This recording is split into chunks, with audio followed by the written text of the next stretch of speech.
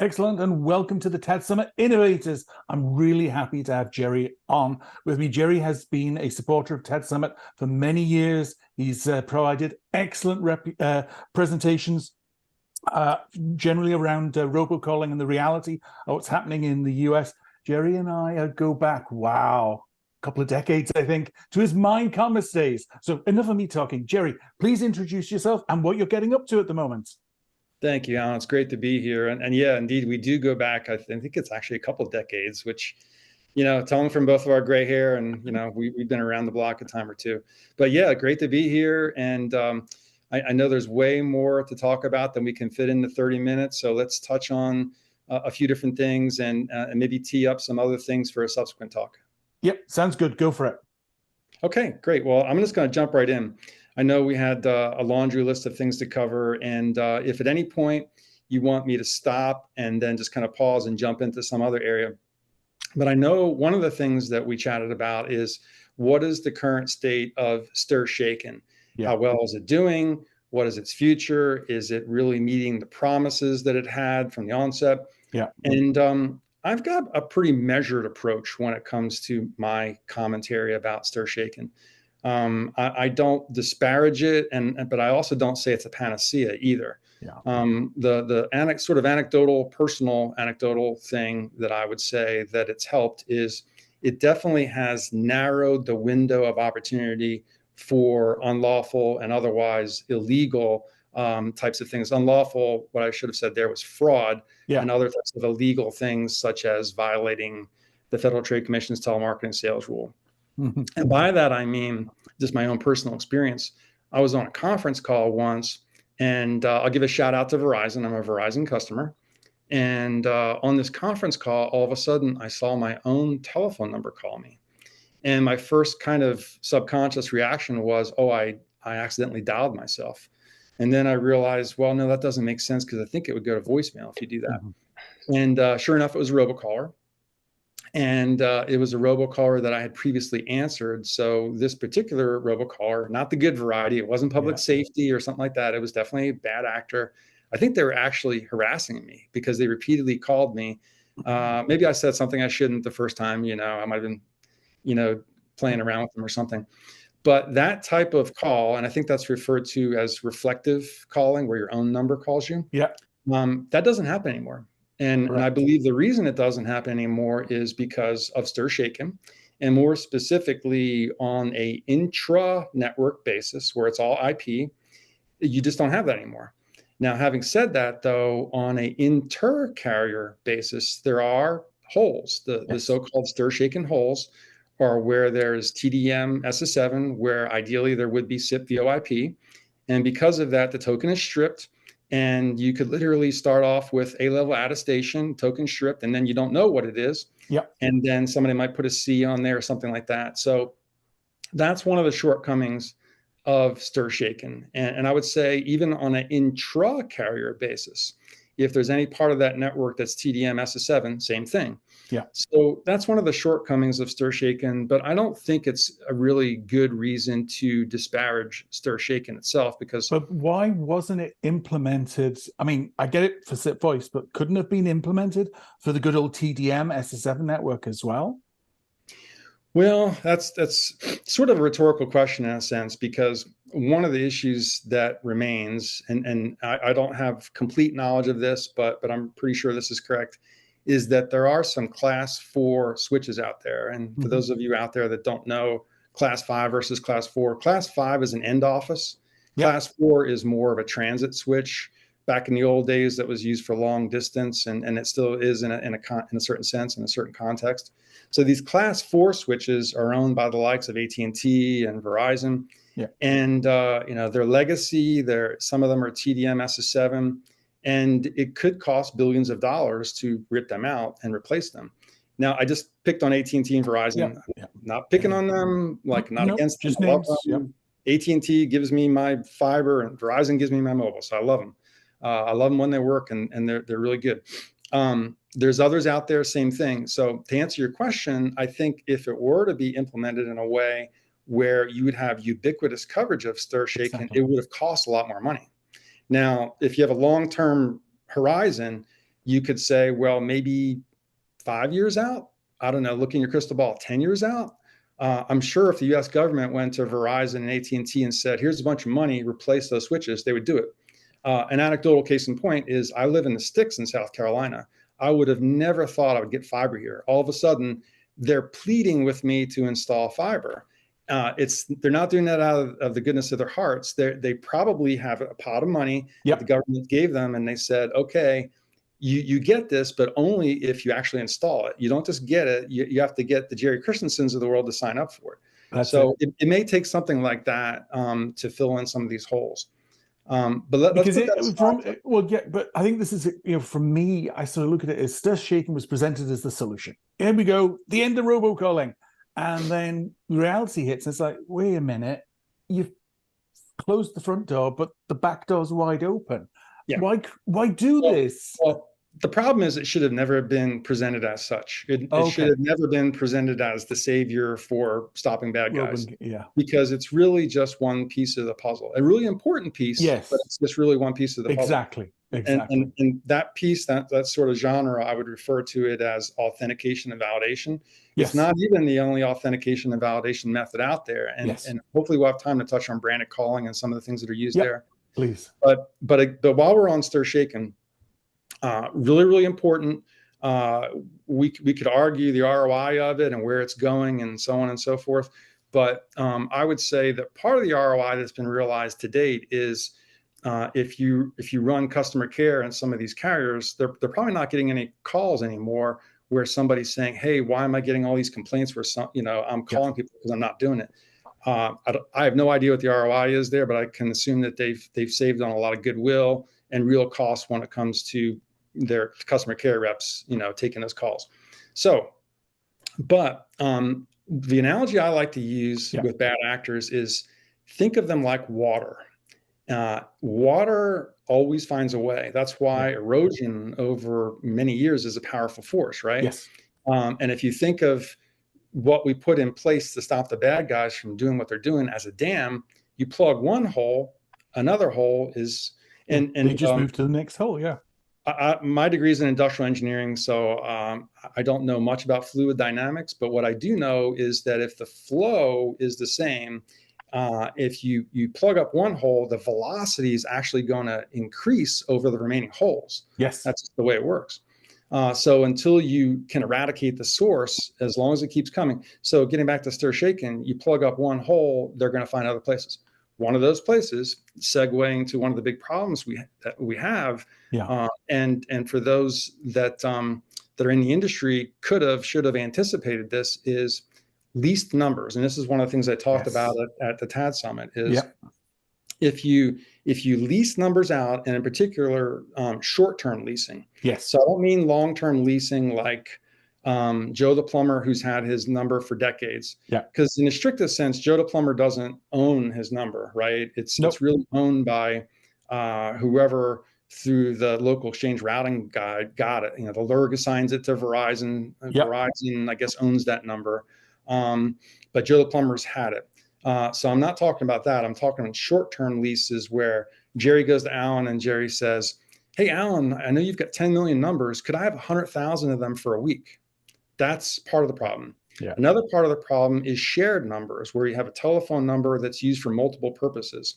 And this fits in with telemarketing, and it's very germane to this FCC ruling that just came out, which is, hey, I signed up to hear about lawnmowers, and all of a sudden the same telephone number is calling me and asking me questions about pain medicine. What's up with that?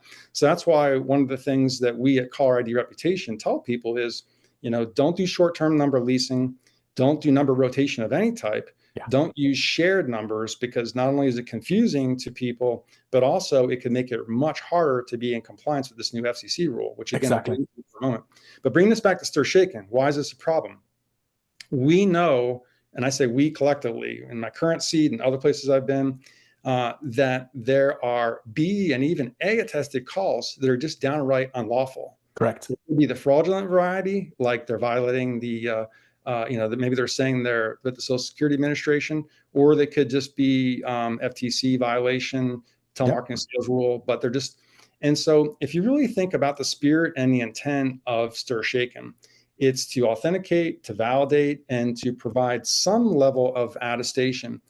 But there's really not super good way to do that without robust KYC. I mean, Yes. we know what A means. It means you know the network and you can attribute the number to the network. Yeah. We know B means you know the network, but you can't attribute the number, and C means you can't do either one. Yeah. But what does that really mean from a KYC perspective? Like I said, you could have completely unlawful A-attested calls. Yeah. So bringing this around, one of the things that I think is going to be really required for the industry, not only for broadcast vishing, which is what the robocallers typically do, is they just call arbitrary. It's not social engineering based. They don't know they're calling Alan Quayle. They don't know they're calling Gerry Christensen. But also, identity is going to be really, really necessary for spear vishing, Yes. where there is social engineering. I do know I'm calling Alan Quayle. And as a matter of fact, one of the things that's come out is the FTC voice cloning challenge. Yes. Yes. And there's other things that have come out as well. The FCC inquiry into AI impact on robocalls and robotext. So there's definitely some policy things that are coming down the pike, where there's going to be hopefully some illumination in terms of technology, solutions, policies, procedures to address these things. One of the really key things I think on identity is having a orthogonal means of identity. And orthogonal means related yet independent. Yes. And so stir shaken is one way of managing identity, which is very network and telephone centric. Pretty much everything we do today is network and telephone number. We need to have minimally a third thing, which is organizational identity. Organization here is typically a business, but it could be government or an NGO. Mm-hmm. And the whole notion here is that you have some kind of identifier where there's KYC, there's vetting, there's some level of authority. It could start off as distributed, it could be centralized, could be both, but some level of onboarding and KYC where I ascribe identity to an entity and then I manage that. Yeah. And one area to look at as something to learn from would be in the financial area, where they use these things called LEIs. Yes. Legal entity identifier. Yeah. And then something called a VLEI, a verifiable legal entity identifier. And the verifiable part is really important because whether we use LEIs or whether we use something else, and by the way, I'm not advocating LEIs over something else. No. Yeah. Blockchain, we could use whatever. But the verifiable part is important because you need to have something, number one, that where the bad guys can't obfuscate it. They can't counterfeit it. Yeah. But also from a good guy verification perspective, you need to be able to verify, oh, I recognize that identity is Alan Quayle LLC, and so he has certain rights and privileges, et cetera, et cetera. Yeah. Plus non-repudiation, which is very important because not only from an onboarding and call processing perspective, do you want to make sure it's a good guy, but also if the good guys have a misstep, you want to have non-repudiation. Exactly. Best example I give is, and this is a good example for caller ID reputation, is the preponderance, the vast majority of the people that we work with, we would not expect them to ever do something outright fraudulent. Yeah. Now, that's not a naive statement. It's just kind of the reality of things because the bad guys want to fly under the radar. Correct. The bad guys are typically not going to register their numbers with somebody that they know is watching them. That's what we do. But good guys sometimes make missteps. So good guy, and the best analogy I could give is Gerry Christensen's not a crook. However, it doesn't mean that Gerry never breaks the law. What if I'm speeding through a school zone, right? Because I'm not paying attention, I'm daydreaming, whatever. I deserve a ticket. Non-repudiation would mean Gerry has some way of saying that it wasn't really Gerry doing it. Well, in that real world example, Gerry's pulled over by a policeman. Gerry presents his registration, his driver's license, whatever. They know it's Gerry. There's no way of me getting around it. Exactly. But in the VoIP world, it was designed without end-to-end authentication day one. So you can obfuscate the truth. So that's one of the reasons why I believe there needs to be this orthogonal level of identity where from a KYC and onboarding perspective, and this is something that we plan to do in some fashion at Caller ID Reputation. Gotcha. Even if it's a placeholder ID, Mhm. Placeholder meaning that something else in the future may replace it.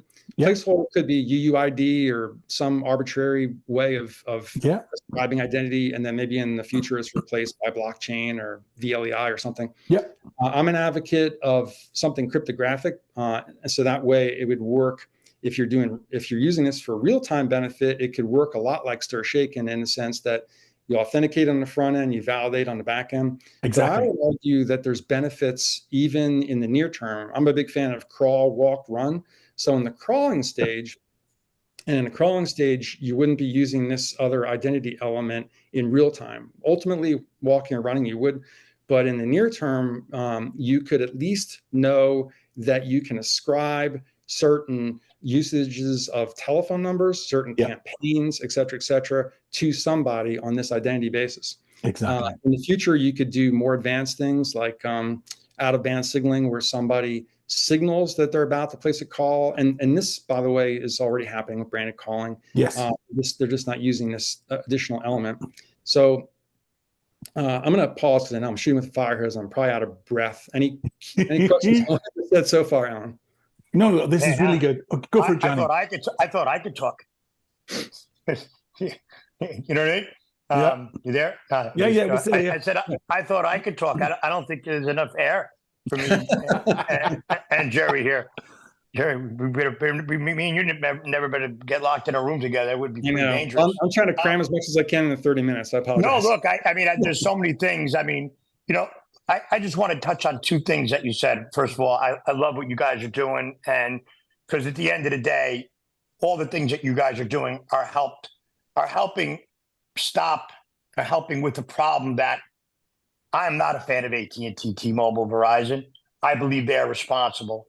I believe they make $1 to $3 billion a month off of this. So I'm a little bit different from that perspective. But there's companies like yours that are out there helping people that want to be protected, that want to know what's going on.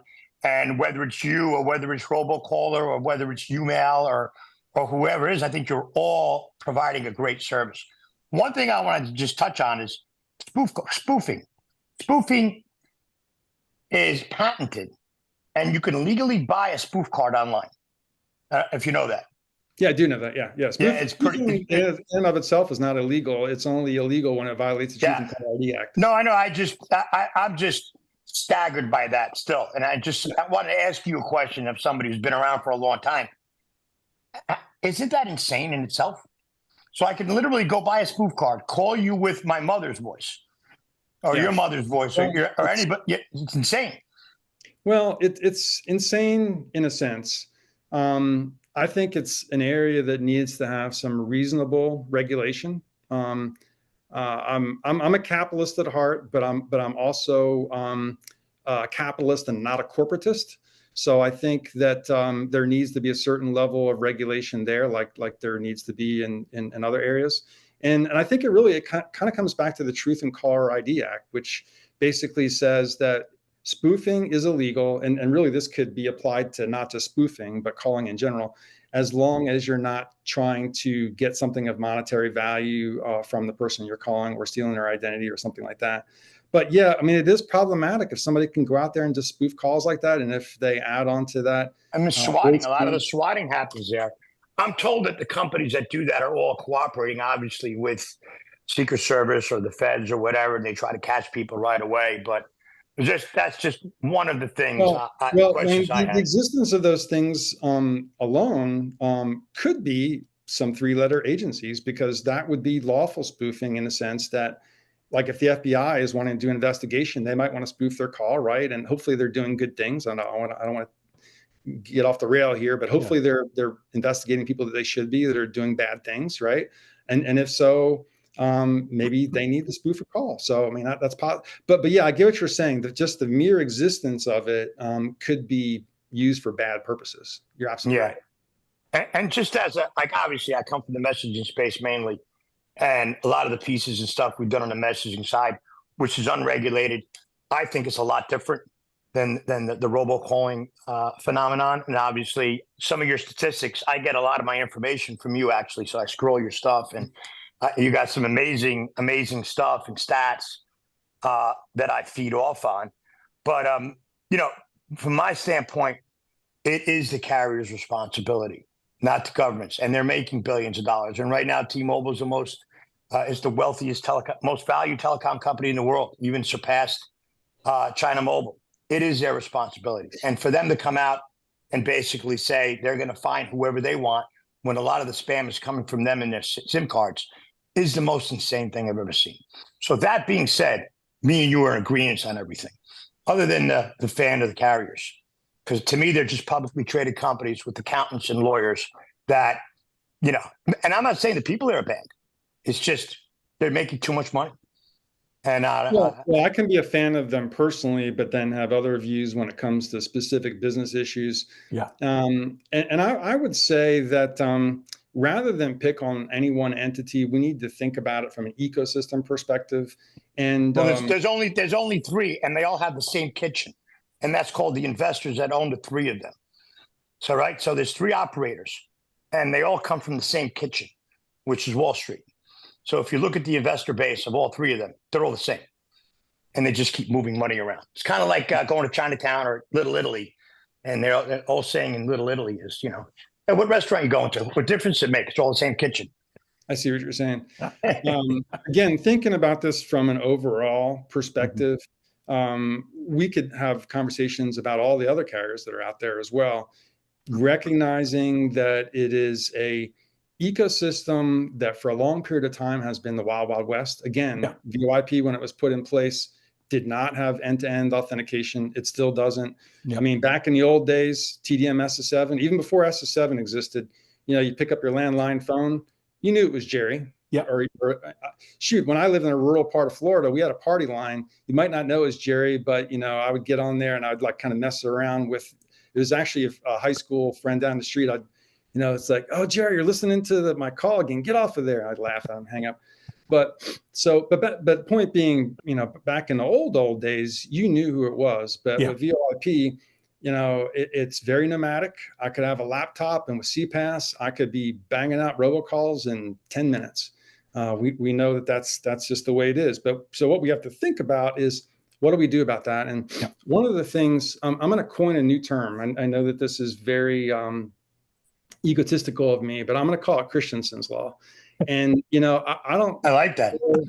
I don't care if that term itself sticks as much as I do that people start thinking this way. In economics, there's something called Gresham's law. I don't know if you've heard of that. So Gresham's law basically says that bad money pushes out the good money. And Gresham was somebody an economist, I think, that lived in 1800s or something like that. And where that came from is central banks have their money supported by gold, silver, whatever, and then all of a sudden they go to fiat currency. And it's a well-known economic principle that the bad money pushes out the good because people hoard the good money. So Christensen's law is the reciprocal of that the good communications pushes out the bad. And so if you have a long-term horizon, I think that's what's going to happen. Because right now, the bad guys are living off of arbitrage. The arbitrage being that calls are, sub pennies. I don't know, 10,000th of a penny or, some really small per call.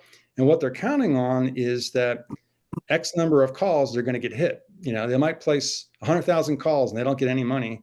What they're counting on is the whales, the stuff that we see in the newspapers. The 1.2 million, that somebody lost recently. I know that's insane. That's scary. Part of my mind is they're absolutely crazy to allow that to happen. The other part of me is empathetic, like, oh my God, I can't believe that happened to some poor person. It's not just money, though. It's not just money. Identity. I don't want to cut you off, but it's the mental distress that it's causing Americans is a whole nother ballgame. I agree. Absolutely. And one of the things that I think has been missing at the same time, not to diminish that, there's been lots of talk about the billions of calls and economic impact of that because of the grandmothers losing money. And by the way, there's been studies that on a volume basis, a frequency basis, most of the losses are hundreds of dollars, thousands of dollars. And interestingly enough, it's the younger generation, and it's mostly texting.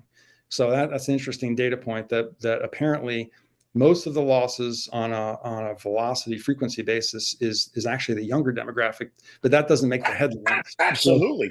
Because a lot of them don't complain or file complaints or report it. So I think there was 321,000 complaints with the FTC last year. Right.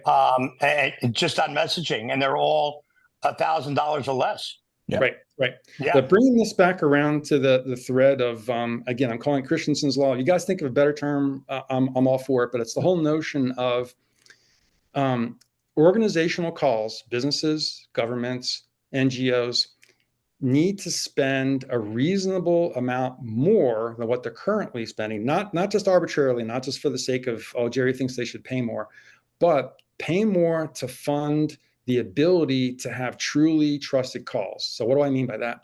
There's several different elements to that, and arguably they're suboptimal today, but we need to optimize each of them and not just look at them as silos. One of them is UI UX. Right now, from a consumer perspective, consumers, generally speaking, if you were to do a poll, I would bet very few people know what a truly trusted call is. And for those that say they do, they're wrong. Most of them are wrong. And we could have a whole podcast just on that. Yeah. UI UX is one area. Another area is KYC, but I would really call it KYX. It's know your everything, because it's more than just know your customer. It's know your traffic. It's even like know your routing. Like most people, we're picking on AT&T there a little while ago. I would say, look at all of the intermediate network operators out there. I'm not disparaging them, but they depend on least cost routing. An interesting stat that I saw from US Telecom recently in their end of year report was the number of hops that they saw in tracebacks on average increased by 1. Now that seems like no big deal, right? But this is an average of many TBs, many tracebacks. So what that means is if there's one more hop, what's the reason for that? Is there a good economic reason? Are they saving money by doing that extra hop, or are they just trying to make it harder to do tracebacks? I could editorialize on that. I won't, but that would be the KYR, know your routing. So that's the area. So UI UX, KYX, authentication and validation. An area that I like to touch on just briefly because I'm trying to cram a lot in here. Just trying to wrap up. There are other areas to look at besides They're Shaken. I'll give a shout out to a company that I pay attention to, Secure Logics. They're good folks there. I've met with them on many occasions, and they're doing some really good things. And I'm giving a shout out to them because I really don't know anybody else that's doing things as well as they are in terms of supporting branded calling. And generally speaking, the way it works is on a branded call, which right now is a triopoly for all intents and purposes. It's first line, high, and TNS.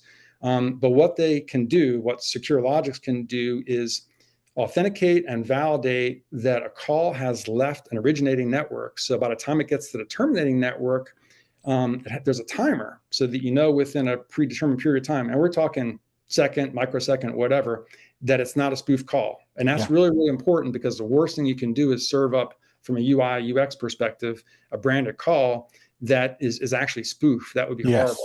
So is this company actually competing with that triopoly that kind of got caught with their hands in the cookie jar, didn't they? Secure Logics is supporting branded calling. So that triopoly I referred to, first line, high, and TNS, they are actually a very important technology and solution to help them, support them.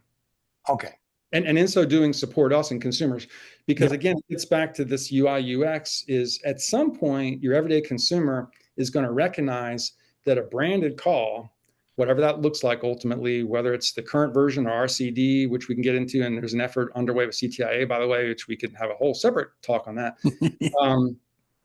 But at some point, consumers will be able to recognize, and it needs to be in a way that can't be counterfeited by the bad guys.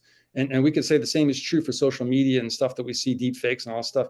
Something that when you get a call, you recognize, I can trust that. I know that is Bank ABC calling me. And there's also non-repudiation. So the monitoring part's important as well. I'm aware myself of real legitimate companies that don't do bad stuff, but they have a hiccup. Like maybe they do pre-recorded audio and they forget to provide the callback number. Exactly. Which is an FTC TSR violation. So you do still need to monitor. And it's conceivable that a bad guy, if the KYC is not good, could get on branded calling and do bad things. So you definitely need to monitor. That piece is really important. By the way, for me, identity is three things. One is immutable truths. Such as, is it a VoIP number or is it a mobile number? That's immutable. You can't You can't refute that. It either is or it isn't. Mhm. There are assertions. Yeah. When you register with Call ID Reputation, you are implicitly asserting that you're a good guy, because we don't do business with bad guys. And then the third thing about identity is behaviors. Because you may assert yourself in one way, but if your behavior acts as somebody else, all of a sudden your identity from the POV of somebody else has changed. Exactly. Right. So that's why monitoring is really, really a key component, not only in general for non-repudiation and for enforcing laws and regulations, but also it's related to identity, because you just don't know. The one example I give is Kurt's rental car. Alan shows up, he gives his driver's license, all that good stuff. We know it's Alan. We know we don't know his driving record, but we know he has a license, all that good stuff. But we have no idea what Alan's going to do with that car when he goes out. He could drive it into Mexico. Who knows what he's going to do, right?